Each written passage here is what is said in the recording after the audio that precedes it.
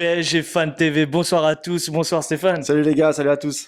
Ce soir, nous rencontrions donc l'Olympique de Marseille chez eux au Vélodrome. Ouais. Au vu de la physionomie du match, est-ce que pour toi, est-ce que tu considères un point de gagné ou 2 points de perdu? Bah c'est forcément 2 points de perdu parce que quand on va là-bas, on a envie de gagner.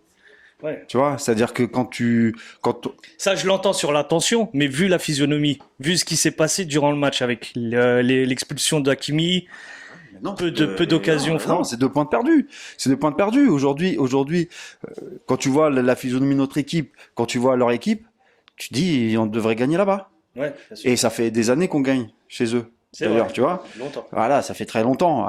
Au pire, enfin, ça fait longtemps qu'on n'a pas perdu. Exact. Ça c'est sûr. Mais en tout cas, pour moi, des classicos, ça se gagne. On gagne un classico.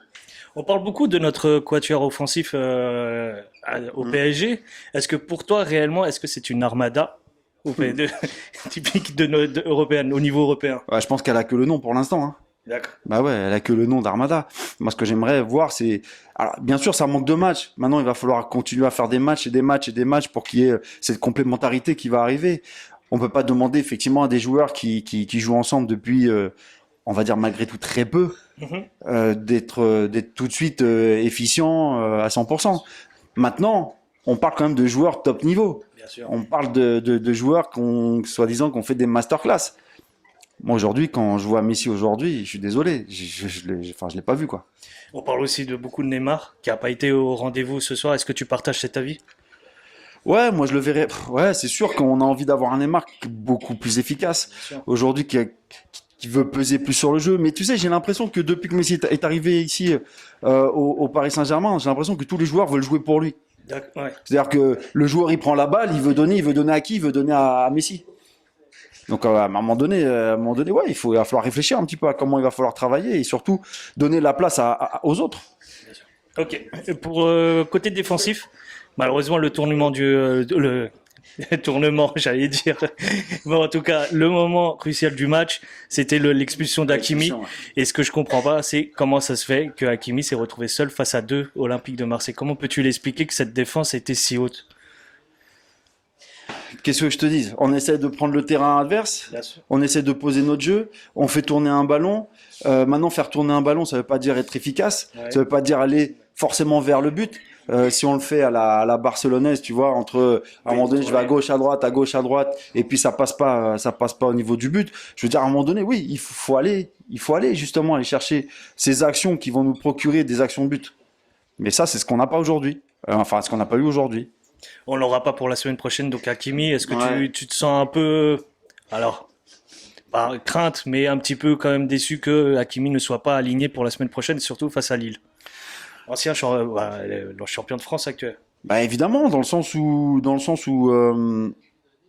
t'as un Hakimi qui commence à prendre vraiment sa place Bien sûr. sur ce côté droit. Et surtout que Kerrer est rentré à sa place. Oui, Guerrero rentre à sa place. Mais oui, ça peut être le sujet ou pas, j'en sais rien. Mais en tout cas, pour moi, Hakimi, c'est le titulaire de ce Bien poste. sûr. Et aujourd'hui, quand t'as pas Hakimi, t'as qui? Bah voilà, t'as Dagba Ouais, quoi. et t'as Kerrer. Grosso modo. Est-ce que ça s'équivaut? Bah non, justement, là, le problème qu'on a ici, c'est que tu vas te retrouver avec un joueur qui est quand même au top, avec des joueurs où il y a un gap énorme entre les niveaux de ces joueurs-là. Et ce qui serait intéressant pour nous, c'est d'avoir des joueurs qui puissent compenser un petit peu ce gap.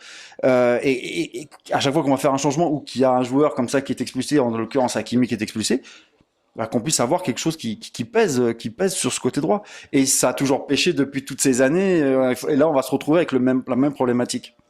En espérant que ce soit pas trop longtemps. Fort heureusement, il n'est pas encore blessé. Donc, Ouais, c'est ce que j'allais dire. ouais, Là, c'est que c'est un carton. C'est sûr. Là, c'est un carton. Mais imagine, il se blesse. Et 3-4 mois d'indisponibilité, on fait comment? Ouais. Et là, ça devient problématique. Bah oui, ça devient Clairement. problématique. On parle beaucoup aussi de Pochettino, le coach. On parle beaucoup d'émissions, d'autres le défendent. Quelle est ta position là-dessus sur le coach en ce moment?